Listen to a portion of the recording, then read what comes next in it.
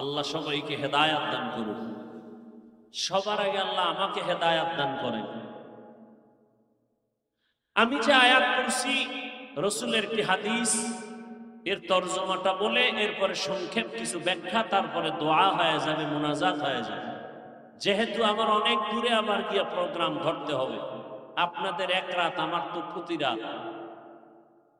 তরজমাটা বলে নেই। ইয়া আইয়ুহাল্লাযীনা আমানুত্তাকুল্লাহা হাক্কা তুকাতিহি ওয়া লা তামুতুন্না ইল্লা ওয়া আনতুম মুসলিমুন।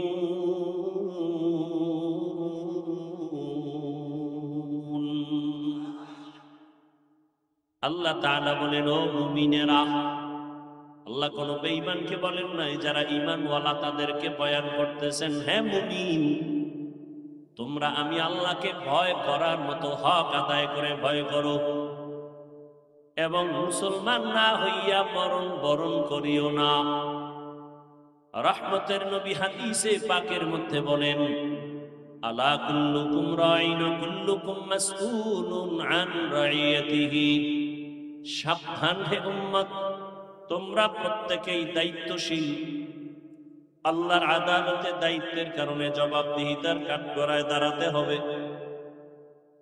রহমতের নবী হাদিস বললেন, সাহাবায়ে কেরামদের মধ্য থেকে কেউ প্রশ্ন করলেন, ইয়া রাসূলুল্লাহ, জমিনের মধ্যে কে দায়িত্বশীল, কার উপরে একটু বিস্তারিত জানতে চাই। খেয়াল করেন, কি ঘুমে ধরছে? এই আপনারা উঠা বসা করেন কেন? এই আশিকে রাসূলেরা কি শুরু না করতেই ব্যারাম শুরু হয়ে গেছে? মরাডারে মারো কেন, কয় লড়ে কেন? চিন্তা করছেন, মাত্র মাগরিবের নামাজ শেষ হইল, ওয়েটিং পাওয়ার কতটা লেস। আসলে কি বিষয় জানেন? জাহান্নামের আগুন হারাম। কেমন মায়ার নবী আমার, যেই রহমতের নবী রাস্তা দিয়ে চলেন, গাছ দুপার্শ্বের নত হয়ে সালাম জানায়। কেমন মায়ার নবী আমার, যেই রহমতের নবী রাস্তা দিয়ে চলেন, মেঘের খণ্ড ছায়া দেয়, সূর্যের গরম যেন কষ্ট না হয়। কেমন রহমতের নবী আমার, রহমতের নবীর শরীর মুবারকে মশা মাছি পড়ে না, হারাম। কেমন রহমতের নবী, যেই রহমতের নবী আম্মা জান আয়েশা রাদিয়াল্লাহু আনহা বলেন, রহমতের নবীর ঘাম বোতলে ভরে ভরে রাখা মারা। বাহাদুরের আসো, আমার তরবারির সামনে দাঁড়াও। 27 বছরের এই বাহাদুরের নাম জানেন? হ্যাঁ, এখানের চেয়ে 3 জিনিস বেশি আছে। বয়ানও শুনবে, যুবতী নারীর সুদর্শন রমণীদের চেহারাও দেখবে, আলাদা কিছু ফিরিও টানা যাবে, খানাও পাবে। এটা বেহেশতের বাগান, আর ওখানে হলো জাহান্নামের টুকরা।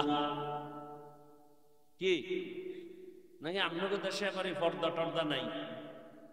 ওই এক জায়গায় আপনাকে এদিকেই নাম বলবো না, এক জায়গায় গেছে একটু দূরে গিয়া দেখি মহিলা পুরুষ মাঝখানে এক বিঘা তো ফাঁকা নেই, জাগাত বসাই দিচ্ছে। অনেক আগের কথা। আল্লাহ হেদায়াত দান করে। আর একদল প্যান্ডেলে বসছে কপালওয়ালা, কিন্তু আমি তার কপালটা বেশি ভালো মনে করি না। বেহেশতের বাগানে বসার পরেও কলবের দরজা বন্ধ রাখছে, মোবাইল সামনে নিয়া। এরাও এক কপালওয়ালা। হ্যাঁ, কারণ এদের জীবনের রক্তের থেকে আপন হলো মোবাইল। মা ছাড়বে, বাপ ছেড়ে দিবে, ভাই বোন সব ছেড়ে দিবে, মোবাইল তার জীবনের আপন বানায় নিছে। এই কত যুবকের খবর আমরা শুনি, মা বাবায় কান্না করে, সন্তান মোবাইল করে মায়ের সাথে বেয়াদবি, বাবার সাথে বেয়াদবি। কত ছাত্র মোবাইল করে শিক্ষকের সাথে বেয়াদবি, মোবাইল করে মুরব্বীর সাথে বেয়াদবি। কিন্তু জানো না রে যুবক বাবা, আল্লাহর কসম করে বলি, লিখে রাখ, এই মোবাইলকে আমি বলি অদৃশ্য একটা মরণস্ত্রের নাম মোবাইল। हकीकत से तू दुनिया बेखबर है, दुनिया की नुमाइश पर नजर है। नमी गुयम के अज दुनिया जुदा बश, बहर कारे के बाशी बा खुदा बाश।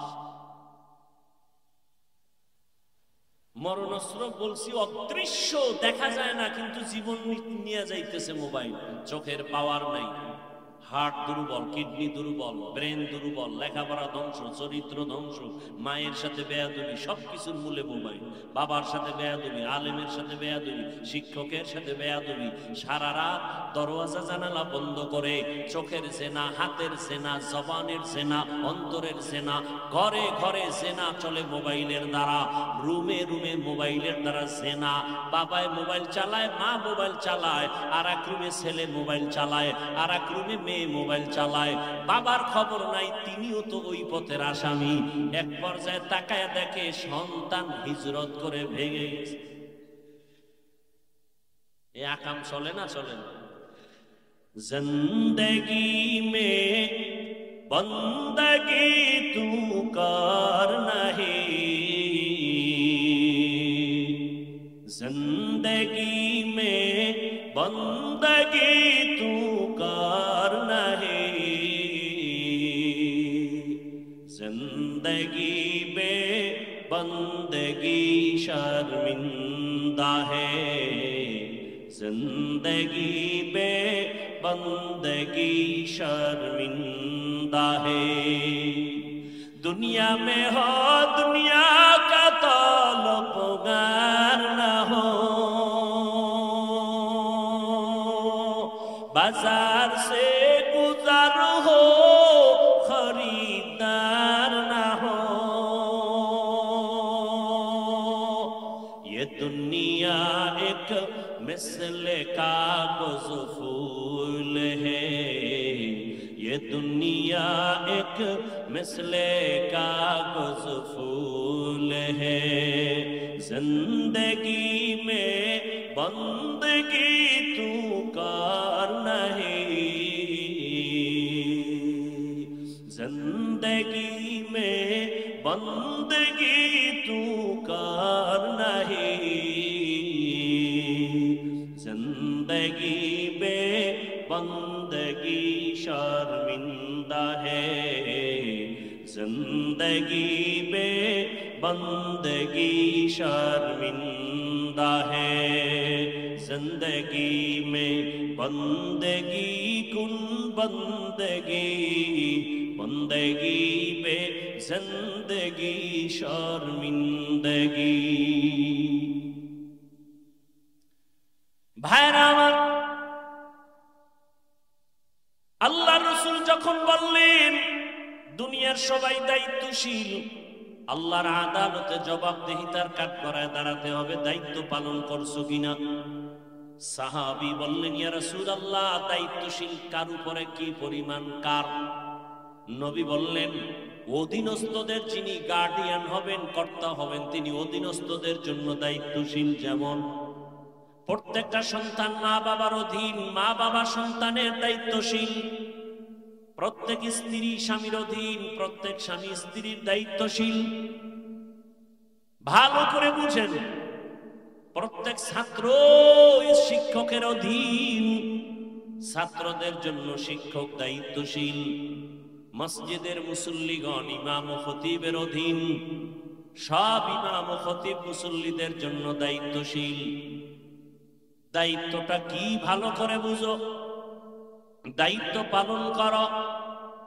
একজন সাহাবী বললেন, ইয়া রাসূলুল্লাহ, আমার অধীনেও কেউ নাই, আমিও কারো অধীনে নাই। আমি কিসের দায়িত্বশীল? আমার মা নাই, বাবা নাই, ছেলে নাই, মেয়ে নাই, স্ত্রী নাই, আমি একা। নবী বললেন, সাহাবী, আপনি আপনার অঙ্গ প্রত্যঙ্গের দায়িত্বশীল। আল্লাহ দুটো চক্ষু দিয়েছেন ডিউটি দেওয়ার জন্য, এমনি দেন নাই। আল্লাহ কোনোটাই অনর্থক বানান নাই। দুটো চক্ষু দিয়েছেন, তার ডিউটি আছে আলাদা। দুটো আল্লাহ হাত দিয়েছেন, ডিউটি আলাদা। আল্লাহ দুটো পা দিয়েছেন, ডিউটি আলাদা। আল্লাহ কান দিয়েছেন, ডিউটি আলাদা। এই ডিউটিগুলো যথাযথ। কান তোমার ডিউটি ঠিক মতো পালন করলো কিনা জবাব দিতে হবে। জবান তোমার ডিউটি পালন করলো কিনা জবাব দিতে হবে। আল্লাহ হাসরের ময়দানে জিজ্ঞাসা করবেন, তোমার চোখের ডিউটি পালন হয়েছে কিনা, হাতের ডিউটি পালন করছো কিনা। অনেক মিথ্যাবাদীরা শাস্তির ভয়ে বলবে, হ্যাঁ করেছি। কিন্তু আল্লাহ তো আলিমুল গায়বি ওয়াস শাহাদা। আল্লাহ বলবেন, মিথ্যা বলেছো কেন? জবানকে আল্লাহ বলবে, তুই বল, তোরটা তুই বল। মূল কণ্ঠ বন্ধ করে দিবেন। হাতকে বলবেন, আল্লাহ কথা বলো। আল-ইয়াওমা নাখতিমু আলা আফওয়াহিহিম ওয়া তুকাল্লিমুনা আইদিহিম ওয়া তাশহাদু আরজুলুহুম বিমা কানু ইয়াকসিবুন।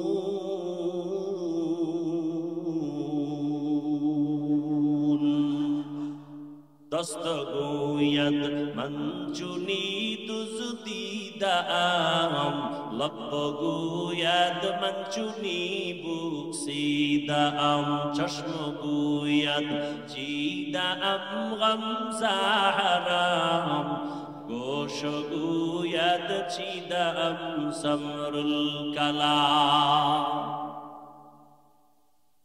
আল্লাহ হাতকে বলবে, কথা বলো। আমাদের হাত কি আসলে কথা বলতে পারে? আপনাদের হাত কথা বলতে পারে? আল্লাহ যখন জিজ্ঞাসা করবেন, হাত কথা বলতে পারবেনি?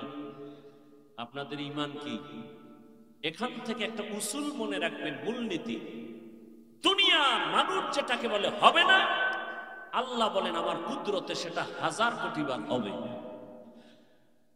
মরা গাছ কথা বলতে পারে না, আল্লাহর কুদরতে পারেনি। বলেন, মরা লাশ কথা বলতে পারে না, আল্লাহর কুদরতে পারে। একটা একটা ঘটনা শুনাইলে অনেক সময়, তবে আপনাদের অন্তরে ঈমান রাখতে হবে, অসম্ভবকে সম্ভব করার কুদরতি ক্ষমতা কার। পাথর কথা বলতে পারে না, এটাই সত্য, এটাই বাস্তব। কিন্তু আমার আল্লাহ অর্ডার করবেন, কুদরতের ক্ষমতা দিবেন, পাথর কথা বলবে। যেমন বুখারী শরীফের মধ্যে আছে, আবু জাহিল বেঈমান হাতের মুষ্টির মধ্যে পাথর নিয়ে কয়, ভাতিজা মুহাম্মদ, আমার হাতে কি আছে বলতে পারলে এখন কালেমা পড়ব। নবী বলেন, আমি বলতে জানি না। কেন জানো না? বলে, আমি গায়বের মালিক না। গায়বের মালিক হলেন একমাত্র কে? قُلْ لَا يَعْلَمُ مَنْ فِي السَّمَاوَاتِ وَالْأَرْضِ الْغَيْبَ إِلَّا اللَّهُ। হে রাসূল, আপনিই বলেন, আসমানের বাসিন্দারা গায়ব জানে না, জমিনের বাসিন্দারা কেউ গায়ব জানে না। কে জানেন? একমাত্র আল্লাহ জানেন। নবী বলেন, আমি আপনার হাতে কি আছে বলতে পারি না। তবে নবী ইশারা দিয়া কয়, এই আমার চাচার হাতে কি আছে একটু আওয়াজ দাও। সাথে সাথে পাথরগুলো কালিমায়ে শাহাদাত পড়া শুরু করলো। সুবহানাল্লাহ। সারাদিন বিড়ি টানলে সুবহানাল্লাহ কেমনে কি? এখানে আশিকে রাসূল ভরপুর, কিন্তু কত আশিকে রাসূলের চেহারা দেখলে বোঝা যায় ফজর পড়ে নাই, যোহর পড়ে নাই, আসর পড়ে নাই, মাগরিব পড়ে নাই। এশা পড়বে কিনা তারও কোনো গ্যারান্টি নেই। আল্লাহ হেদায়েত দান করুন। অথচ সবাইকে জিজ্ঞাসা করলে টাটকা জবাব দিবে, ভাই নামাজ লাগবে নি? বলেন, বলেন কি আপনার ঈমান আছে? নামাজ লাগবে না মানে? বললাম কত ওয়াক্ত লাগবে? বলে প্রতিদিন 5 ওয়াক্ত। বলে মাঝে মাঝে ছেড়ে দেওয়া যাবে? সবাই বলবে, হুজুর আপনার ঈমানই তো নেই, আপনি কেমনে বললেন ছেড়ে দেয়া যাবে? অথচ আপনি ছেড়ে দিতেছেন। নামাজকে আপনি ডিউটি মনেই করেন না। আল্লাহ হেদায়েত দান করুন। আরো আস্তে করে বলেন। পাথরগুলো কালেমায়ে শাহাদাত পড়া যখন শুরু করলো, কেমন নিকৃষ্ট কপাল পরা পাথরগুলো মাটির মধ্যে ফেলে কয়, ভাতিজা তুমি জাদু করো। মান ইয়াহদিল্লাহু ফাহুয়াল মুহতাদ ওয়া মান ইউদ্লিল ফালান তাজিদ লাহু ওয়ালিয়াম মুরশিদা। আল্লাহ যাকে হেদায়েত দিবেন সে পেয়ে যাবে আলহামদুলিল্লাহ। যার কপাল বড় মন্দ ও হেদায়েত পাবে দূরের কথা, হেদায়েত পাওয়ার কোনো মুর্শিদ পাবে না, পথ প্রদর্শক পাবে না। আল্লাহ আমাদের হেদায়েতের দৌলত দান করেন। আরো আস্তে করে বলেন। ভাইরা আমার, কিয়ামতের ময়দানে হাত আল্লাহর সামনে বলবে, হে মালিক, এই হাতের যে ডিউটি দিছো বান্দা সে ডিউটি ঠিক মতো পালন করে নাই। হাতের দ্বারা মানুষের কল্যাণে কাজ করবে, মা বাবার খেদমত করবে, এই হাতটা দিয়া মানুষের উপকার করবে। বরং বান্দা আঙ্গুলের দ্বারাও বান্দা বারবার বসে বসে অপরাধ করেছে, মানুষের বিরুদ্ধে ক্ষতির কল্পনা করেছে। এইভাবে এক এক করে চোখ কথা বলবে, ও চোখ তোর হক আদায় করছিনি বলে না, আল্লাহ পাকের কাছে বলবে, তুমি তোর ডিউটি দিছিলা। এই চক্ষু দিয়া আল্লাহর কোরআন তাকায় দেখবে সওয়াব, মা বাবা দেখবে সওয়াব, বাইতুল্লাহ দেখবে সওয়াব। বান্দা মা বাবা ভালো নজরে দেখে নাই, কোরআন দেখে নাই, বাইতুল্লাহ দেখে নাই, বরং সারা রাত মোবাইল হাতে নিয়ে তাকায় তাকায় কবিরা গুনাহ দেখেছি। আল্লাহর আদালতে দায়িত্ব জবাবদিহিতায় দাঁড়াতে হবে, পালানোর উপায় নাই। ও মা বাবা, সন্তান আপনার অধীন, সন্তানের হক আদায় করলেন কিনা জবাব দিতে হবে। নিজেও না জাহান্নামের আগুন থেকে বাঁচতে হবে, সন্তানকেও বাঁচানোর প্রচেষ্টা চালাতে হবে। ইয়া আইয়ুহাল্লাযীনা আমানু, ইয়া আইয়ুহাল্লাযীনা আমানু কু আনফুসাকুম ওয়া আহলিকুম নারা ওয়াকুদুহা আন-নাস ওয়াল হিজারা আলাইহা মালাইকাতুন গিলাযুন শিদাদুন লা ইয়াসুনাল্লাহা মা আমারাহুম ওয়া ইয়াফআলুনা মা ইউমারুন।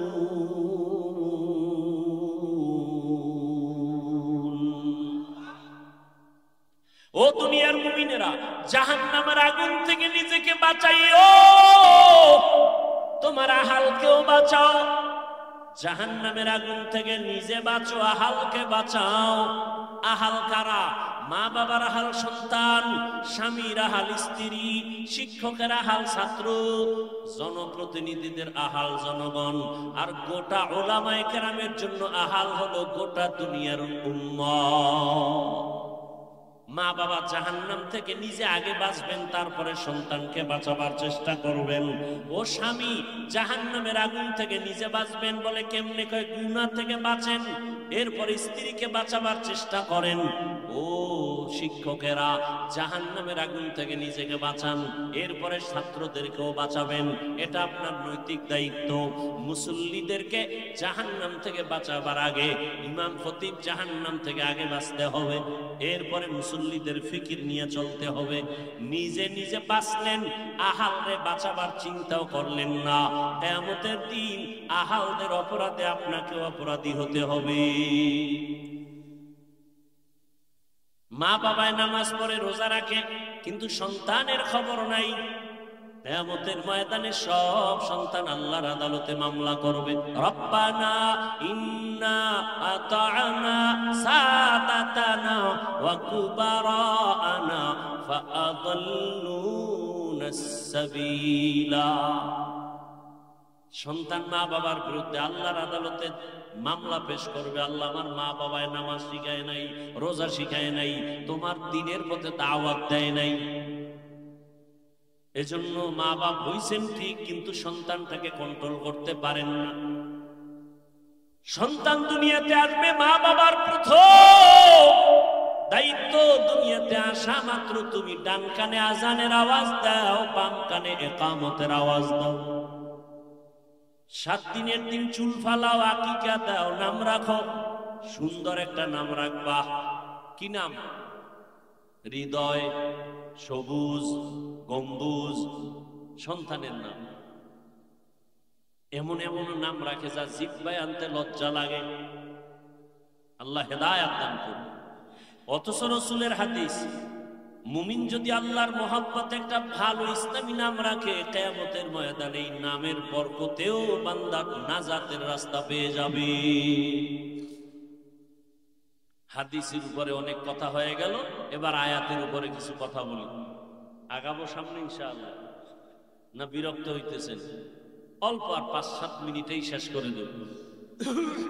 আপনাদের কথায় তো আর আমি চললে জিন্দেগি চলবে না, আমার কথা আপনাকে চলতে হবে। না হয় জীবনে একবার আসছি, আর দেখা নাও হতে পারে। আয়াত